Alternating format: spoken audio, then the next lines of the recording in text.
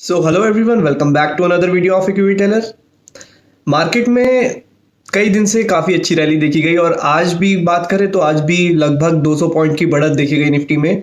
और बाकी बात करें हमारे शेयर की, जो हमने करीबन एक हफ्ते पहले लिया था बजाज फाइनेंस, 3020-30 के करीब जब आखिरी बार 10 शेयर उठाए थे तो एवरेज 3150 के करीब मेरी बनी थी। एंड आज बजाज फाइनेंस ने ऑलमोस्ट 3500 टच कर लिया है, क्योंकि मैंने आपको पता है कितनी नीचे खरीदे थे और इतने शॉर्ट स्पैन में ही 500 पॉइंट ऑलमोस्ट वहां से बढ़ गया है। तो मैंने अपने 10 शेयर बेच दिए बजाज फाइनेंस के, ऑलमोस्ट 3425 के करीब बेच दिए थे। और मतलब ये मैंने क्यों बेचे थे वो मैं आपको समझाऊंगा, क्योंकि मैंने एक वीडियो में बात की थी कि इन्फोसिस का और मतलब रिजल्ट सीजन आने वाला है, तो सबसे ज़्यादा यही सीज़न होता है एक्टिव रहने का इन्वेस्टर और ट्रेडर्स को, कि इस सीज़न में एक्टिव रहें और अलग अलग ट्रेड से, अलग अलग रिजल्ट्स की अपॉर्चुनिटी से पैसा कमाएं। तो ऐसा ही ट्रेड मैंने आपको एक वीडियो में बताया था कि इन्फोसिस का रिजल्ट आने वाला है 14 अक्टूबर को। अभी 14 अक्टूबर जो आने वाली है उसको इन्फोसिस अपना रिजल्ट डिक्लेयर करने वाली है। और आपको पता है आईटी कंपनीज, एचसीएल टेक के बाद की आईटी कंपनीज का कितना ज़्यादा स्पेकुलेशन बढ़ गया है कि सबके रिजल्ट अच्छे आएंगे, गाइडेंस अच्छी आएगी। और आपको एक चीज़ ज़रूर पता होनी चाहिए कि रिजल्ट से पहले, मतलब जिस कंपनी का अच्छे रिजल्ट के अनुमान होते हैं उससे एक हफ्ते पहले अगर आप शेयर लो तो एक हफ्ते में ही काफ़ी अच्छी मूव शेयर दिखाता है इस स्पेकुलेशन में कि रिजल्ट अच्छा आएगा। तो रिजल्ट से पहले के मूव में अगर आप पार्टिसिपेट करो अच्छी कंपनी के, और जिसका मार्केट को लग रहा हो कि रिजल्ट अच्छा आएगा, अच्छे नंबर्स देने के अनुमान है, तो उसमें अच्छा खासा प्रॉफिट होने के चांसेस होते हैं। और ऐसा हर सीजन में होता है, क्या चाहे Q1, Q2, Q3, Q4 किसी में भी ले लो। तो इसीलिए मैंने आज बजाज फाइनेंस थोड़े खाली कर दिए हैं, 10 शेयर बेच दिए, अच्छा खासा प्रॉफिट हुआ है। और मतलब इससे प्रॉफिट तो हुआ ही है, प्रॉफिट तो बुक हुआ ही है नो डाउट, लेकिन अपने पास मनी भी आ गई है अब, मतलब कैश भी आ गया है, जो कि अब अलग अलग जो रिजल्ट्स आएंगे आगे, अब जैसे इन्फोसिस का रिजल्ट आ रहा है, इनके पोजिशनल ट्रेड लेने में फ़ायदा होगा और उससे भी अलग अलग फ़ायदा जनरेट होगा। तो इसीलिए मैंने बजाज फाइनेंस निकाल दी है। और कैम्स की बात करें, कैम्स की लिस्टिंग आज 1518 के करीब खुला था। और मतलब मैंने आपको मैंने जब से मतलब अलॉटमेंट मुझे मिली थी, मैंने हमेशा से आपको बताया था कि मैं कैम्स निकाल दूंगा, क्योंकि लिस्टिंग गेन के लिए लिया है तो लिस्टिंग गेन पे ही निकाल दूंगा। और ऐसा ही हुआ, आप स्क्रीनशॉट देख सकते हो। मैंने 1530 या हाँ 1530 के करीब पे निकाल दिया था, 1535 के करीब निकाल दिया था। तो इसमें अच्छा खासा प्रॉफिट हो गया एक लॉट पे।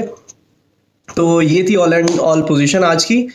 बाकी बात करें, अब मैं आपको एक चीज़ बताने वाला हूँ कि अपने ट्रेडिंग और इन्वेस्टिंग को अलग अलग कैसे रखें। इसकी एक बहुत ही अच्छी सी स्ट्रैटेजी है, मतलब बहुत सिंपल है, कोई ऐसा रॉकेट साइंस नहीं है, बट स्टिल आपको समझनी चाहिए। सबसे पहले, अगर आपको एक्टिवली पार्टिसिपेट भी करना है मार्केट में और आपको ऐसा भी है कि हाँ यार शॉर्ट टर्म में क्या फ़ायदा होता है, लॉन्ग टर्म में ही असली गेम है, अगर आपके दिमाग में ये मतलब ये चीज़ तो है ही, देखो, क्योंकि लॉन्ग टर्म में अलग गेन्स हैं, अलग मतलब अलग ही पोटेंशियल है लॉन्ग टर्म का, और शॉर्ट टर्म के अलग फ़ायदे हैं।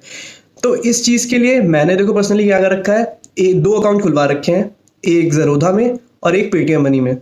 अब इससे मैं क्या करता हूँ, देखो, पेटीएम मनी में मैं सिर्फ इन्वेस्ट करता हूँ और ज़रोधा में मैं पोजिशनल बाय करता हूँ। जैसे मैं बजाज फाइनेंस आपसे बोला था, मैंने एक हफ्ते पहले लिया था और आज बेच दिया, तो ये होता है पोजिशनल बाय, कि हाँ लो और मतलब उसमें प्रॉफिट जैसे ही हो आप निकल जाओ। और मैं क्या करता हूँ, जो इसमें प्रॉफिट हुआ इसके प्रॉफिट का पैसा मैं पेटीएम मनी में डाल देता हूँ, जो कि मेरा इन्वेस्टिंग अकाउंट है। अब पेटीएम मनी में मैं परमानेंट बेसिस पे खरीद रहा हूँ कि हाँ लॉन्ग टर्म के लिए है ये।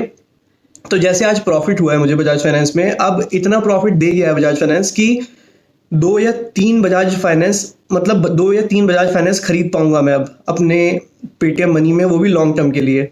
तो अब जैसी सेटलमेंट आएगी, मैं ये जो प्रॉफिट का पैसा था वो पेटीएम मनी में ट्रांसफ़र करके जो भी मुझे लॉन्ग टर्म के लिए शेयर लेना होगा वो मैं ले लूँगा। और मतलब मैं उसमें धीरे धीरे एक्यूमुलेट कर रहा हूँ कि धीरे धीरे एक्यूमुलेट भी हो। जैसे मान लो 2 बजाज फाइनेंस लिए, फिर 2 लिए, जब प्रॉफिट हुआ फिर रिलायंस लिया, फिर टाटा मोटर डीवीआर, मतलब इन सब की एसआईपी मोड ही समझ लो आप। इन सबको धीरे धीरे एक्यूमुलेट करके जब एक पहाड़ बनेगा ना, तो लॉन्ग टर्म में क्या अच्छा प्रॉफिट जनरेट होगा।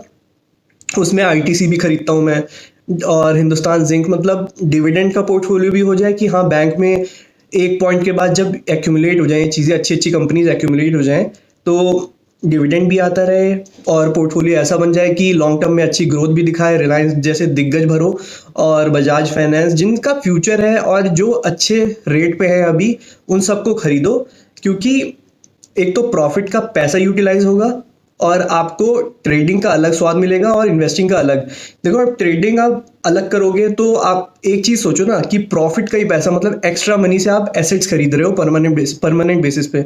तो यही करना चाहिए, ऐसा नहीं सही है यार। देखो, एक ही अकाउंट में आप सब कुछ कर रहे हो, उसमें लॉस हो गया, उसमें ज्यादा लॉस हो गया तो आपको जो आपने शेयर इन्वेस्टिंग के लिए खरीद रखे थे वो आपको बेचने पड़ गए। तो वो सेम अकाउंट में सेम चीजें नहीं हो सकती यार, इन्वेस्टिंग भी सेम में ही और इस ट्रेडिंग भी सेम में। तो ये चीज़ थोड़ी प्रॉब्लमेटिक होती है, इसीलिए मैंने अलग अलग अकाउंट खुलवाया है, मतलब खुलवा रखा है, 2-3 महीने से खुलवाया है और मैं एक्यूमुलेट कर रहा हूँ, उसमें हमेशा एक्यूमुलेट करूँगा, जिससे जब एक पॉइंट आए, मतलब 10 5 10 साल जो भी हो, अच्छा खासा पोर्टफोलियो जनरेट हो जाए, अच्छी खासी वेल्थ जनरेट करे और अच्छी खासे रिटर्न दे। तो यही है, आपको अलग अलग करना है अपने पोर्टफोलियो को और मतलब अपने लॉन्ग टर्म को और ट्रेडिंग को, जिससे जैसे अब मैं ज़रोधा में आपको बताया, मैंने आपको ट्रेडिंग का मतलब पोजिशनल बाय करता हूँ, तो अब मैं उसमें इन्फोसिस लूँगा, मतलब मैं आपको इंटीमेट करूँगा कि कब लेना है, कैसे लेना है। तो मैं उसमें रिजल्ट से पहले इन्फोसिस लूँगा, रिलायंस लूँगा, क्योंकि रिजल्ट से पहले आपको पता है मूव आती है तो उसमें प्रॉफिट्स के चांसेस होते हैं अच्छे खासे। तो ये प्रॉफिट जब होगा उसमें, तो ये प्रॉफिट मैं पेटीएम में ट्रांसफ़र करके उसमें अपने परमानेंट बेसिस पे जो मैं लॉन्ग टर्म के लिए खरीद रहा हूँ वो खरीदूंगा। तो यही है स्टोरी, आपको अलग रखना पड़ेगा अगर आपको अच्छे से ट्रेडिंग भी करनी है और आपको इन्वेस्टर भी बनना है।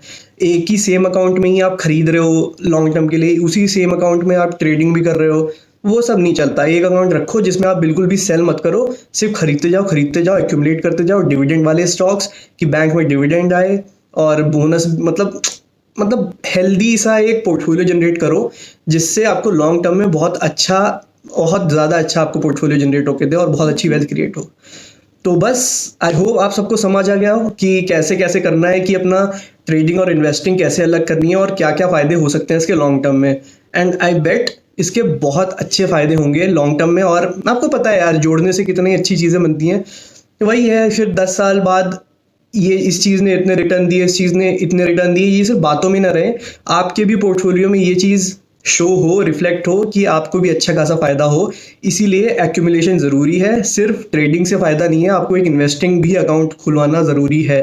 तो आई होप आप सबको पसंद आई हो ये स्ट्रैटेजी कि कैसे क्या करना है, ये इन्वेस्टिंग और ट्रेडिंग का जो भी मैंने आपको सीन बताया है। और अगर आपको पसंद आई हो या फिर कुछ भी सजेशन हो कि हाँ ऐसे करना चाहिए, मॉडिफाई करना चाहिए, तो आप मुझे ज़रूर कमेंट सेक्शन में अपने डाउट्स लिखें, और अगर कोई भी क्वेश्चन हो तो भी आप मुझे कमेंट सेक्शन में पूछ सकते हैं।